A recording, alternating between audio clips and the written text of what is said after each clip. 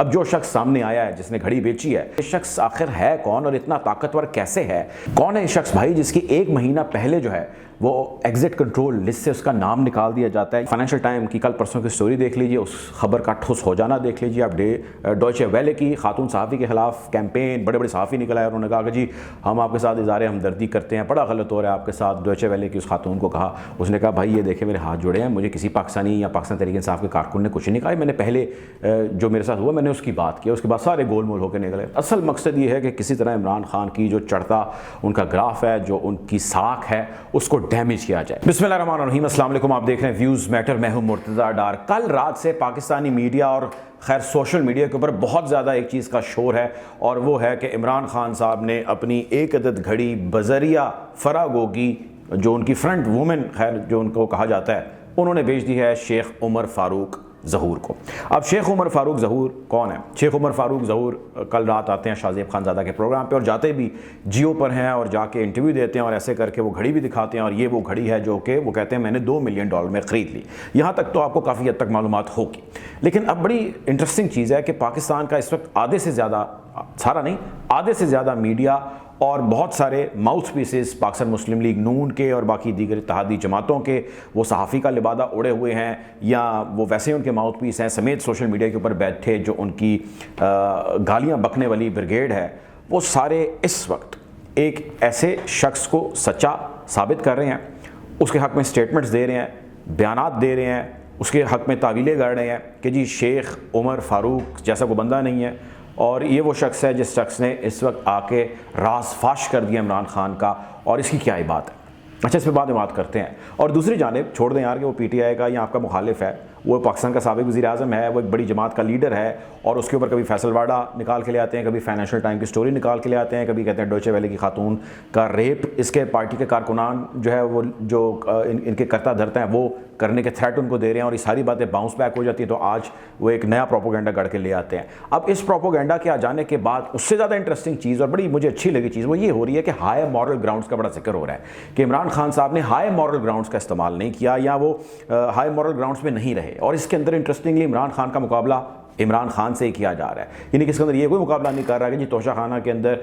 नवाज शरीफ ने, या तोशा खाने के अंदर जरदारी ने, यानी पीपल्स पार्टी के नून लीग के, या बाकी जो हमारे मुक़्तदर हल्के हैं और जो हमारी आला ओहदों पर बैठी शख्सियात हैं, उनको जो तोशा खाना के अंदर चीज़ें तहाइफ मिले, कितनों ने अपने पास रखे और कितनों ने बेच दिए। गाड़ियों की भी तफसीलात बहुत सारे लोगों के इल्म में हैं जिसका इस वक्त जिक्र नहीं हो रहा, लेकिन चूँकि इमरान खान एथिकल मॉरल जो है वो सियासत की, पॉलिटिक्स की बात करता है, तो उसका मुकाबला उसी से होगा, उसी की स्टेटमेंट से होगा। अच्छा, अब इमरान खान साहब ने जब ये लिया तोहफ़ा, मोहम्मद बिन सलमान ने उनको दिया और उन्होंने वापस बेच दिया बज़रिया कैबिनेट डिवीज़न, तो उसका जिक्र उन्होंने अपने गोशवारों में भी किया, और उसका जिक्र उन्होंने इलेक्शन कमीशन के दस्तावेज़ात जब आप जमा कराते हैं तो उसके अंदर भी किया। यानी कोई इल्लीगल चीज़ नहीं की इमरान खान ने, कि इमरान खान ने उसको लिया तोहफे को और इल्लीगली बेच दिया। कतई तौर पे इल्लीगली नहीं बेचा गया। पाकिस्तान तहरीक इंसाफ की लीडरशिप समेत इमरान खान के इसको कैटेगोरिकली डिनाई करते हैं। वो कहते हैं कि जी हम ना इस शख्स को इस हवाले से जानते हैं और ना ही इसको हमने कोई घड़ी बेची। अब जो शख्स सामने आया है जिसने घड़ी बेची है, उसके बारे में मैं नहीं, भारतीय मीडिया, अखबारात, पाकिस्तान के अंदर मौजूद कुछ नामवर सहाफ़ी, अब नहीं, अब से कुछ 4-6 महीने पहले तक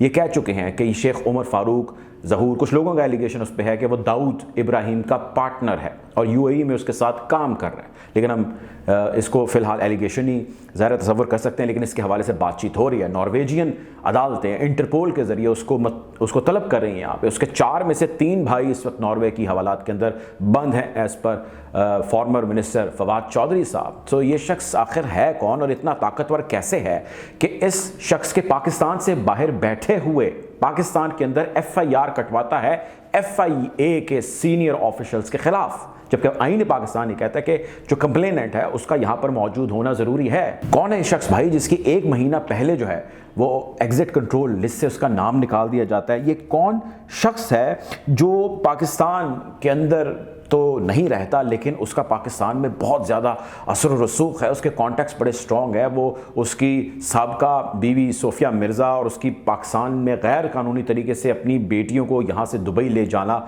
जैसा जो है वो अंसर शामिल हो। और ये कौन शख्स है जिसने महज इतनी ही अर्ली 40s की एज के अंदर मल्टी मिलियनर जो है वो बन गया? मैं आपको थोड़ा सा एक हिंट कराने की कोशिश करता हूँ, और आप वैसे बहुत समझदार लोग हैं। ये उमर फारूक शेख ये हो या इस जैसे और बहुत सारे करैक्टर्स हों, आपके इर्द गिर्द ऐसे करैक्टर्स आते हैं, कुछ अर्सा स्टे करते हैं, कुछ के बारे में आपको याद रह जाता है, कुछ के बारे में आपको भूल जाता है और फिर ये आगे हो जाते हैं। ऐसे जो रिच करैक्टर्स होते हैं ना, उनको हमेशा ताकतवर हल्के अपने इर्द गिर्द रखते हैं और वो उनको उस मकसद के लिए इस्तेमाल करते हैं। और मज़े की बात यह कि थोड़े टाइम में वो आमने सामने भी करा देते हैं, यानी कि वो शख्स एक वक्त में एक का साथ दे रहा होता है और थोड़े अरसे बाद वो उसके मुखालिफ का साथ दे रहा होता है, क्योंकि उसका जो साथ है या उसका जो ताल्लुक है असल वो पैसे से होता है और उसको वो जानता है कि उसने 2 नंबर तरीके से, एक नहीं कई जगहों पे 2 नंबरियाँ लगा के इकट्ठा किया हुआ है। तो चुनाचे जो ताकतवर हल्के जिनके हाथ में ताकत होती है वो उसके पैसे को जब जहाँ जैसे चाहते हैं इस्तेमाल करते हैं। और इस्तेमाल करने से मुराद ये नहीं कि उससे सिर्फ कैश लेते हैं, वो इस्तेमाल करने से मुराद ये है कि वो जो उसको हो सकता है कल उठ के रॉजर फेडरर के खिलाफ स्टेटमेंट दे दे, बिल क्लिंटन के खिलाफ स्टेटमेंट दे दे, जो बाइडन के खिलाफ स्टेटमेंट दे दे, क्योंकि इससे जो कहा जाएगा उससे वो कहना है। उसकी तारीख इस चीज़ से भरी पड़ी है। अब चूंकि इमरान खान साहब पाकिस्तान तहरीक इंसाफ की लीडरशिप पे कह चुकी है कि हम इसके खिलाफ कोर्ट में जाएंगे, ना कि पाकिस्तान की अदालतों में जाएंगे बल्कि बरतानिया की अदालतों में भी जाएंगे और बल्कि मुत्तहिदा अरब अमारात की अदालतों के अंदर भी जाएंगे। और वहाँ पर अदालतों में जाने का मकसद या मतलब ये है कि आपके पास जब तक सबूत नहीं है जिस चीज़ का आप पे इल्ज़ाम है तो आपके खिलाफ कार्रवाई हो जाएगी, जिसका खुमियाजा इस वक्त शहबाज शरीफ साहब डेली मेल वाले मामले में भुगत रहे हैं, जिस पर मैंने आपको रिपोर्ट किया। आपको बताया कि शहबाज शरीफ साहब जो हैं वो गए और उन्होंने सू कर दिया वहाँ जाकर डेली मेल को। उन्होंने कहा जिसने मेरी जो है वो रेपुटेशन को डैमेज किया, तो डेली मेल से जवाब पूछा गया, डेली मेल ने जवाब ना दिया बल्कि साथ सबूत भी लगा के दिया और कहा कि जी ये सबूत हैं जो हमने इनके खिलाफ स्टोरी की है, जिसमें उन्होंने सैलाब के पैसों से चोरी की थी, जिसके ऊपर उन्होंने खैर स्टोरी की थी। आप डिटेल वीडियो जाके देख सकते हैं। उसके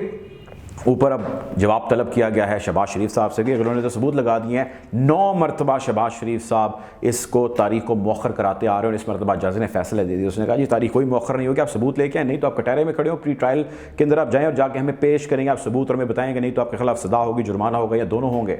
यहाँ आपके खिलाफ कार्रवाई होगी। मुल्क के सिटिंग प्राइम मिनिस्टर के खिलाफ मैं बात कर रहा हूँ। सो अगर इमरान खान या कोई भी चला जाए, आप चले जाएं, तो आपको वहाँ पे सबूत लेके जाना पड़ेंगे। जिस शख्स ने इल्ज़ाम लगाया, जिसका नाम शेख उमर है, क्या उसने कोई फिल्म दिखाई? सीसीटीवी कैमरे बहुत जगह पर मौजूद है, उसने बताया कि ये सीसीटीवी कैमरा है, यहाँ से फरागोगी आ रही है। मतलब उसके आ जाने से या उसके उसमें रिकॉर्ड हो जाने से साबित नहीं हो जाएगा, वो किसी भी मकसद के लिए आ सकती है, लेकिन उनके चलो केस को स्ट्रॉन्ग करेगी। क्या उन्होंने ऐसी कोई तस्वीरें पेश की? क्या उन्होंने ऐसी कोई रसीद पेश की? क्या इसके अलावा कोई और उन्होंने सबूत दिया सिवाय इसके कि उन्होंने ऐसे घड़ी खड़ी की और उन्होंने कहा कि भाई ये घड़ी जो है वो मैंने इमरान खान से ख़रीदी है। अब जिन जो उसके मुखालिफ हैं, यानी कि पाकिस्तान तहरीक इंसाफ वाले, उनकी लीडरशिप आती है और बात करती है, कहते हैं जी हम तो एक नोटोरियस है, ये क्रिमिनल है, हम इसको नहीं उस तरह जानते, हाँ हमें इसका तारुफ ज़रूर है, इसको हम FIA के ज़रिए पकड़ के पाकिस्तान में लाना चाह रहे थे। वो ये कहते हैं ना हमने इसको बेची है, वो कहते हैं हमने एक डीलर को बेची है जो घड़ियों का काम करता था, और वो शख्स जिसको हमने बेची वो 5 करोड़ 80 लाख रुपए की बेची। फिर वो श्री मज़ारी साहबा कहती हैं कि जब 580 की उसको बेची तो उसके बाद उसने 6 करोड़ 10 लाख की आगे बेची। हमारे पास उसके भी सबूत है, तो उस डीलर का नाम, उसकी रसीदें और उस डीलर के साथ की गई डील की तमाम दस्तावेज़ात हम सामने लाएंगे, बल्कि अदालतों में भी लेके जाएंगे और जंग और जियो को भी लेके जाएंगे, शाहजेब खानज़ादा को भी लेके जाएंगे। बहरहाल यकीनी तौर पे आने वाले वक्तों में कुछ दिनों में इसके हवाले से बहुत सारी क्लैरिटी हो जाएगी। लेकिन एक बात आया है, एविडेंट है, नज़र आ रही है, जैसे कि मैंने दोहराया, गुज़श्ता चंद दिनों की आप बात कर लीजिए, आप फाइनेंशियल टाइम की कल परसों की स्टोरी देख लीजिए, उस खबर का ठुस हो जाना देख लीजिए, आप डॉयचे वेले की खातून सहाफ़ी के खिलाफ कैंपेन, बड़े बड़े सहाफ़ी निकल आए और उन्होंने कहा कि जी हम आपके साथ इज़हार हमदर्दी करते हैं, बड़ा गलत हो रहा है आपके साथ। डॉयचे वेले की उस खातून को कहा, उसने कहा भाई ये देखे मेरे हाथ जुड़े हैं, मुझे किसी पाकिस्तानी या पाकिस्तान तहरीक इंसाफ के कारकुन ने कुछ नहीं कहा, मैंने पहले जो मेरे साथ हुआ मैंने उसकी बात की, उसके बाद सारे गोलमोल होकर निकले। आप फैसल वाडा साहब की जो है वो प्रेस कॉन्फ्रेंस देख लीजिए, जो वो कह के गया, जब एक चीज़ नहीं करामत तो फिर अगली चीज़, जब अगली नहीं तो उससे अगली चीज़। असल मकसद ये है कि किसी तरह इमरान खान की जो चढ़ता उनका ग्राफ है, जो उनकी साख है, उसको डैमेज किया जाए। गोलियां मार के तो वो नहीं मर सका, उसको अल्लाह ताला ने बचा लिया, अब किसी तरह उसकी रेपुटेशन को डेंट पहुंचाया जाए। लेकिन वेरी अनफॉर्चुनेट जो भी चाल चली जा रही है वो नाकाम हो रही है, उल्टे जो है वो बेबरेली को जो आ रहे हैं। बहरहाल कोशिश करेंगे इन हालात से आपको यूँ ही आगाह रखें। अपना ख्याल रखिए, अल्लाह हाफ़िज़।